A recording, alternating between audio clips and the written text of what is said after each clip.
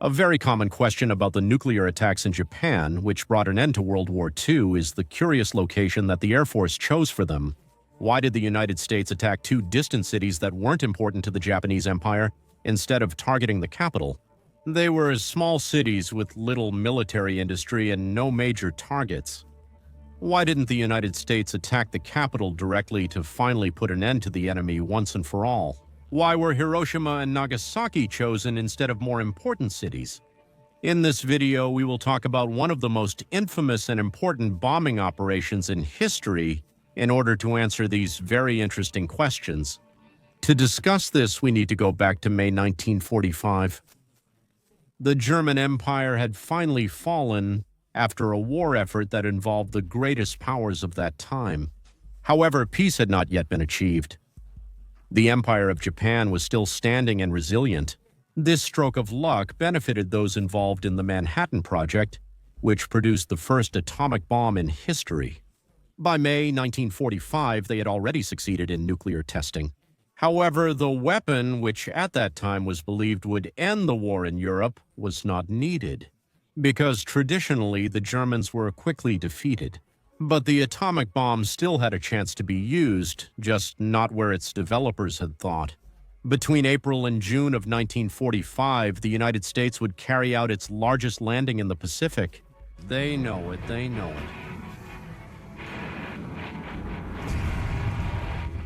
82 days of extremely brutal battles were fought there.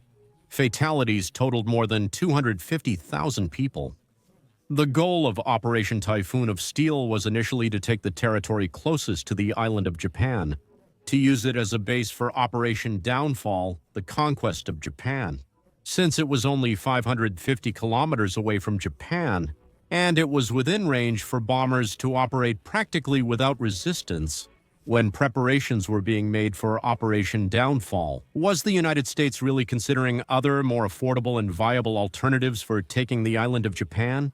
During Operation Typhoon, 105,000 of the 144,000 Japanese soldiers were killed in combat. The particular Japanese military doctrine made the Japanese resist surrendering.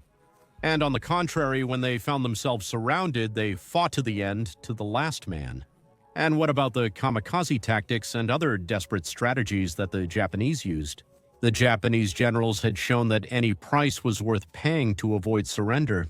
So the capture of the island of Japan was going to be an extremely brutal battle with a gigantic military effort. It would be much greater than what happened in Europe. So some generals thought that the use of the atomic bomb was the most viable option, offering an extremely high success rate. Plans to use the bomb were made as soon as Operation Typhoon of Steel began, between May 10 and 11, 1945. A committee was formed in which Robert Oppenheimer himself participated to choose the target for the use of nuclear weapons. The main criterion was that the targeted area needed to be a densely populated urban zone. Also, the area needed significant strategic value. Similarly, many options arose. Robert Oppenheimer himself recommended Hiroshima, Kyoto, and Yokohama as the most likely targets. Other members of the committee also recommended other targets. At first, the list was long, with a total of 17 targets, including some that were culturally very important to Japan, like Kyoto. By the end, the committee had narrowed the list to just 4 targets: Hiroshima, Kura, Niigata, and Nagasaki, permanently removing cities like Kyoto and Tokyo from the list. Why remove these cities? Even though they met the previously stated criteria, it's basically just common sense. In Germany, the anti-aircraft defenses were extremely strong. Because of this, most bombing operations were carried out at medium and high altitudes, which often caused the bombs to fall a little farther than intended, sometimes even kilometers away. At least a third of bombs dropped by the bombers landed within 370 meters of the target, with many falling even farther away. Only 16% of bombs hit their targets, making a single bomber largely ineffective. And dozens of these had to be used to bomb large industrial complexes, and even hundreds of them for major bombing operations. Now, if you think about it, if the bombing target was surrounded by a city, which was most common, well, you can already imagine what would happen to that city.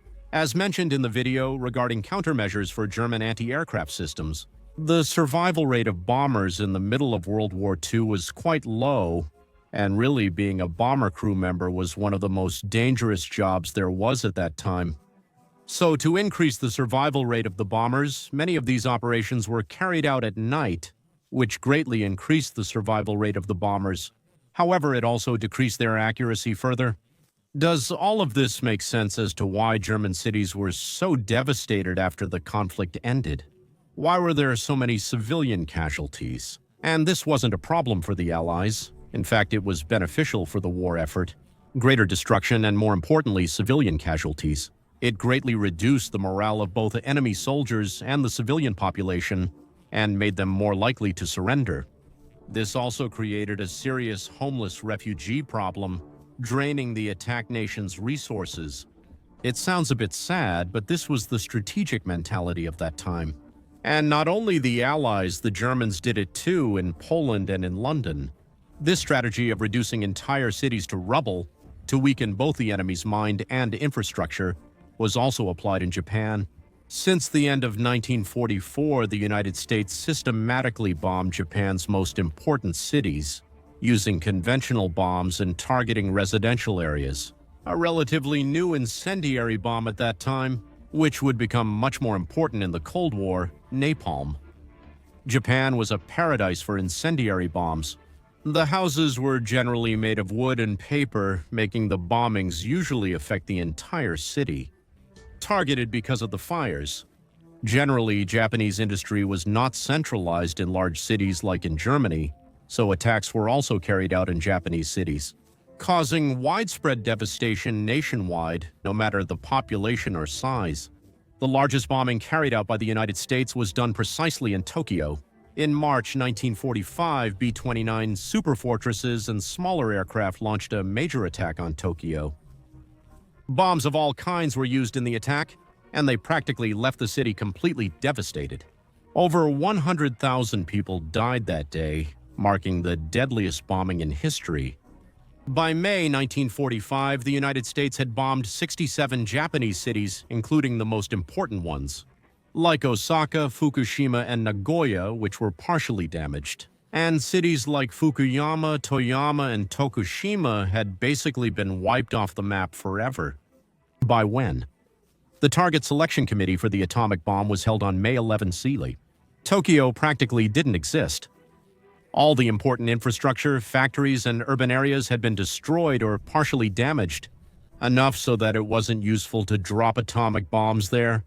The same was true in important cities like Osaka or Yokohama. Basically, only small and medium-sized cities were left that still remained intact since they didn't have any important infrastructure. Cities like Hiroshima, Kora, Niigata, and Nagasaki were among the few that met the criteria and were intact by the time the operation date was approaching, and even by the end of May. The Target Selection Committee, he had to beg the United States Air Force to stop bombing cities because basically they were running out of targets for the atomic bomb. So there you have it. The United States didn't drop Little Boy and Fat Man on Tokyo because Tokyo, like most Japanese cities, was already nearly destroyed. All of this is a reminder that in World War II, there really wasn't a good guy in the story. There were only those who were bad and those who were even worse. Thank you very much for watching this video, and I'll see you next time.